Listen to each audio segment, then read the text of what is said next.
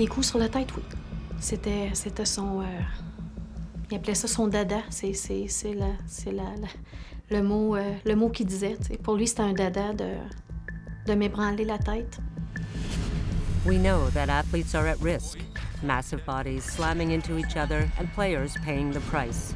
Brain injuries are a common occurrence in the sports world. He grabbed my hair and he slammed my head into the ground many times and started punching me in the head again and again, grabbing me on both sides of the head by the hair and slamming my head into the ground. For every NHL player who has suffered a concussion, researchers believe at least 4,500 Canadian women will meet the same fate at the hands of a violent partner. An estimated 200,000 Canadian women could be affected every year. We expect 1 in 3 to 1 in 4 women around the world to experience intimate partner violence over their lifetime. And over 90% of those physically violent encounters will include hits to the head, face, or neck, and/or strangulation. I didn't think he was going to stop. I mean, I think probably upwards of 20, 25 hits. I don't even know.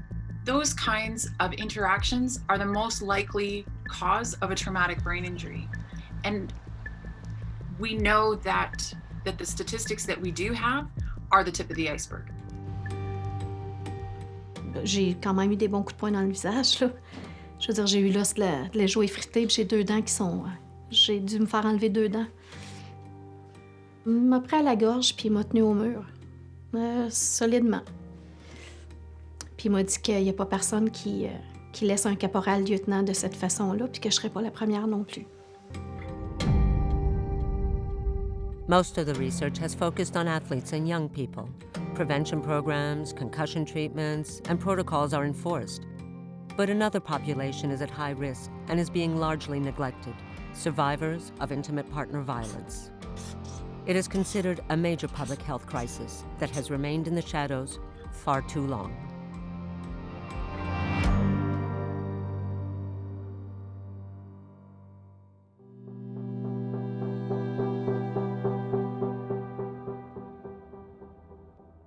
Quand j'écris, je me rapproche de plus en plus de moi-même et de ce que j'ai vécu par rapport à moi. Mais ça me fait du bien de me reconnecter avec moi et ma propre douleur. Des migraines à répétition, j'en avais. J'avais énormément de difficultés à me concentrer. Je commençais quelque chose, puis je me demandais pourquoi j'étais en train de faire ça. Et au départ, sérieusement, juste éplucher une patate, c'était quelque chose. Danielle Hébert endured her partner's brutal assaults for months, and the wounds are still healing. She began a relationship with this man in her 50s. He nearly killed her 4 years ago. Ligament déchiré du genou, la capsule, la vitre dans le doigt et les viols que j'avais subis. C'est là qu'ils ont diagnostiqué une commotion cérébrale sévère et mon choc post-traumatique.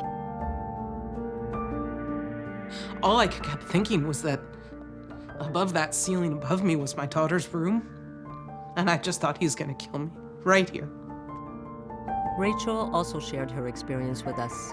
She's still suffering from the effects of her ex-husband's brutal assault 3 years ago. We agreed to keep her identity confidential for safety reasons. I'm gonna have my cell phone. I'm going to the hospital. I need help. Went into the hospital and I just, I turned around and just collapsed on the floor. And that was when just the pain, just came, and my head had never pounded like that before.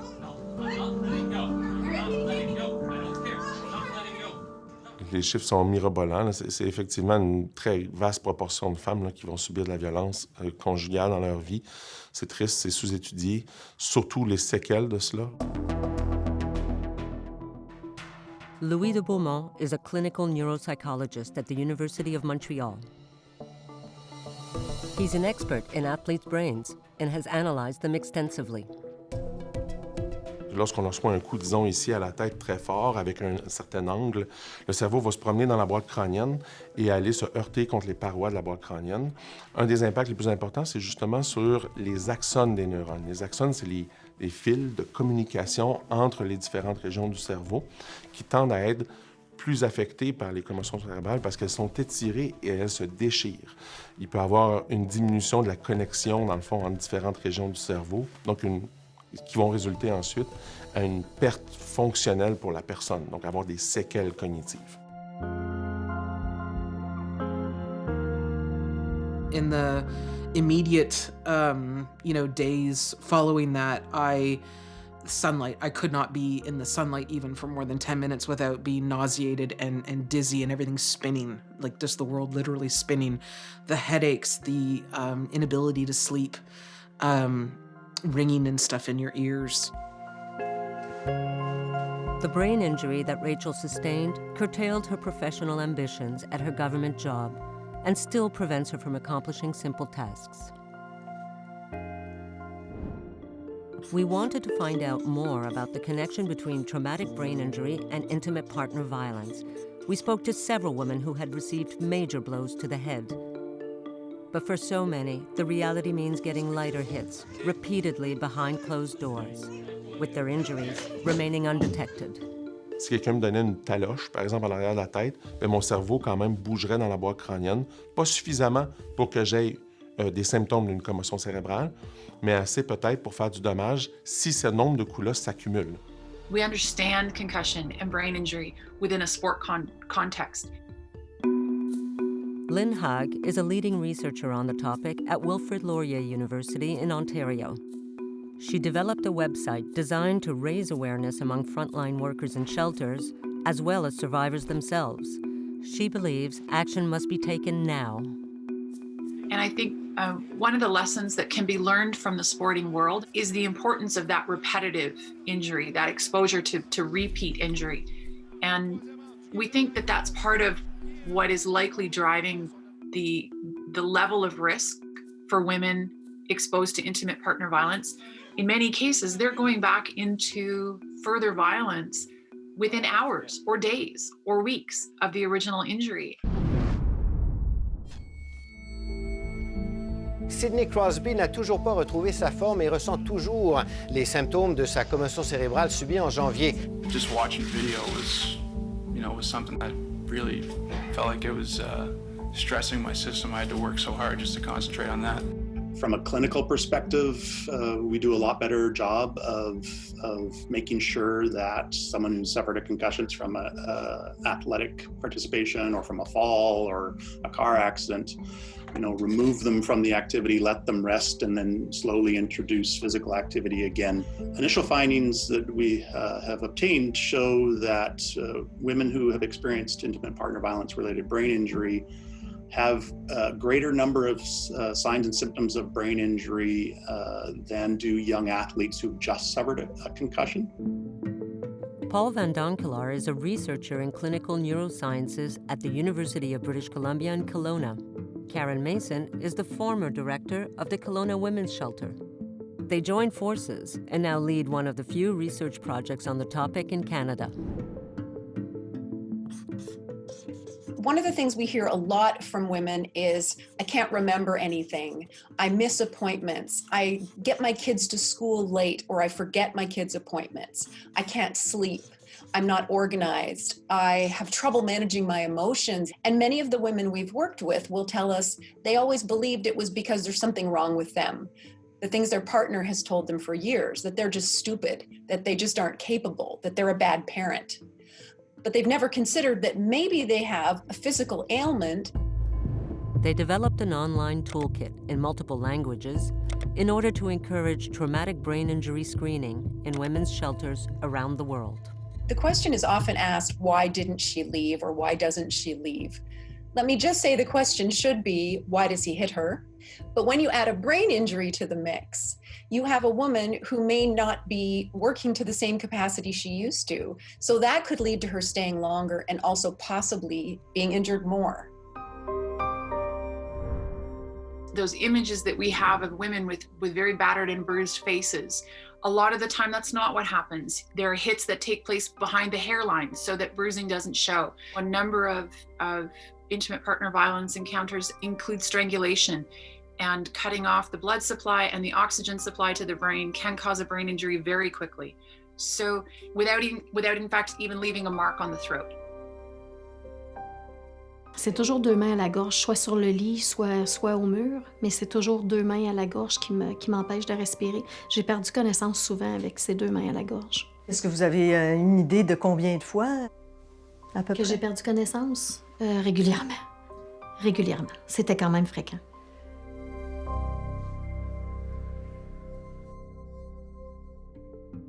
C'est le premier réflexe d'une femme qui est victime de violence, c'est de banaliser souvent les violences qu'elles ont vécues, parce que ça fait des années qu'elles vivent ça. Brain injuries often go unchecked. In many cases, the victims themselves are not aware of it. Manon Monestes is the director of a non-profit advocacy organization for women and children. She's been working in the field for 30 years. C'est en lien avec la réponse du système médical qui ne fait pas les liens de ces traumatismes-là, même quand ils savent que c'est arrivé en contexte de violence conjugale. Vous allez chez le médecin, puis c'est 20 minutes top chrono. Alors, pour commencer à élargir la discussion, élargir l'intervention, faire du dépistage... The experts we spoke to say that we tend to consider these women's condition as a mental health issue. Post-traumatic stress disorder, for example, is now recognized and treated. But the possibility of a traumatic brain injury is rarely investigated. Why are these women having sustained headaches for long periods of time? Or why are they now having difficulty with concentrating? It's put down to stress or anxiety or post-traumatic stress disorder or other mental health challenges rather than an underlying physiological issue such as brain injury. If we only treat for mental health and we only look at depression and PTSD, we miss all of the possibilities for support and rehabilitation that are available to us in the traumatic brain injury line. For years and years, we've worked alongside one another, somewhat siloed. The Cridge Centre for the Family in Victoria, British Columbia, was founded 150 years ago by an Anglican bishop. Today, the organization offers services to survivors of domestic violence and the elderly, among others. People suffering from a brain injury, such as stroke victims, can also benefit from the center's help. 4 years ago, the organization launched an innovative support program. We began to realize the privileged position we were in to have one organization that was already doing work in both of these areas. We started with a group of 5 clients, and we've now moved up to 10.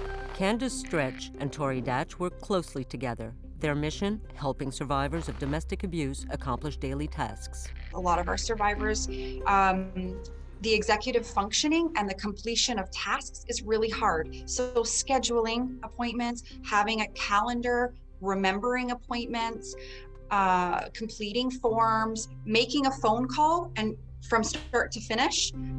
Support services that were designed for traumatic brain injuries were modified to better serve the women who are victims of intimate partner violence. It was really around the intimate partner violence workers recognizing and acknowledging that there may be some signs and symptoms of brain injury, and us being able to create a more solid support plan for that client, for that woman. We were often finding them mental health support and addiction support, and doing that for a course of 3 years while they were in our housing, and finding that things were not changing. And so the brain injury seems to be really a key piece. Once we've been putting those services in place, we are seeing different outcomes, better outcomes for those women. It has been very transformational and destigmatizing and empowering for the women that have been part of the program. The screening tools, which are part of the range of healthcare services available to athletes and accident victims, are slowly making their way into women's shelters across Canada. Guylaine Simard is head of one of the first shelters in Quebec to introduce screening for traumatic brain injury. Bien, tu sais, pour nous, c'est sûr que ça fait la différence dans notre pratique parce qu'on est alerte à ça, on l'intègre, on va plus essayer de l'observer, puis de voir après ça avec la femme, OK, bien, est-ce que tu veux en parler à ton médecin, est-ce que tu veux qu'on t'accompagne? C'est un outil pour toi, finalement, qu'on va pouvoir utiliser au quotidien, qu'on va pouvoir aussi passer au neurologue. Fatima was injured in a car accident, then experienced domestic violence. Her ex-husband has been charged with simple assault, and he has pleaded not guilty. She has since turned to the shelter for help in the hopes of resuming her university studies. Surtout la fatigue. Avec la fatigue Ouais. aussi. Oui, je me sens toujours fatiguée. Des sensibilités à la lumière ou au bruit? Des troubles, vision, oui. Je ne voyais pas bien. Est-ce Ouais. que c'est des taches? Est-ce que c'est flou? C'est flou, oui, c'est correctement ça, oui. Tout ce que je veux, c'est ma santé, oui. Et d'être normale comme avant. On a un devoir en tant que maison d'hébergement d'investiguer, d'éclairer la femme puis d'en parler pour essayer d'avoir plus de soutien pour ces femmes-là quand elles arrivent un peu partout dans tous les systèmes. Je pense qu'il faut qu'il y ait un accueil aussi à ce niveau-là, au même titre qu'on le fait pour les sportifs. Il y a très peu de recherches qui a été faite sur les femmes victimes de violences conjugales qui impliquent des coups à la tête. Souvent parce que c'est plus compliqué, hein? Ça va impliquer des facteurs sociaux beaucoup plus complexes que celui de la commotion cérébrale chez un athlète de haut niveau. De la même façon qu'on n'étudie pas tant les boxeurs, on les étudie pas beaucoup parce qu'ils ont des fois des enjeux sociétaux qui sont beaucoup plus complexes que celui d'un athlète, d'un joueur de hockey qui vient d'une famille fonctionnelle. Ma chère collègue. In September of 2019, the Ministries of Health and Education in Quebec launched a joint strategic initiative on concussions. While it focused on athletes and young people, it also aimed to broaden its scope. Cette stratégie nationale va permettre vraiment d'intégrer les personnes âgées. However, none of the participants who were invited were from the field of domestic violence. The Ministry of Health now says it will include this aspect in its project. Ministers of both departments refused our requests for interviews. Il faut qu'il y ait de la formation continue. J'étais ici à Montréal, dans un hôpital, département de gynécologie obstétrique, et j'ai vu des affiches qui datent des années 80 qui parlaient de la violence conjugale. Les affiches dataient des premières, des 80, 85, 90, des premières campagnes de sensibilisation. Danielle is now trying to come to terms with the past after her ex-partner was convicted and jailed. As for Rachel's ex-husband, he has pleaded guilty to the charges. It's been getting better. I'm able to do some more things now, but I can't spin around and dance with my daughter still to this day. You know, that's not going to come back, I don't think. You know. It's lost. It's lost. Yeah, it's lost. Les femmes vont subir des effets à plus long terme des commotions cérébrales, donc leurs symptômes vont tendre à durer plus longtemps et à être plus sévères. On commence à étudier pas mal les effets des hormones lors de l'impact. Research has shown that receiving repeated blows to the head will increase the likelihood of developing neurodegenerative diseases, such as chronic traumatic encephalopathy. ETC has been making the headlines since the disease was brought to light in studies analyzing the brain of athletes who died prematurely. 1 in 8 Canadian women are expected to experience breast cancer. And when you think about the amount of research, the funding, the support, the medical care that's all poured into breast cancer, and rightly so. But when you compare that to what we have in financial dollars going towards this issue, they're not even comparable on any level.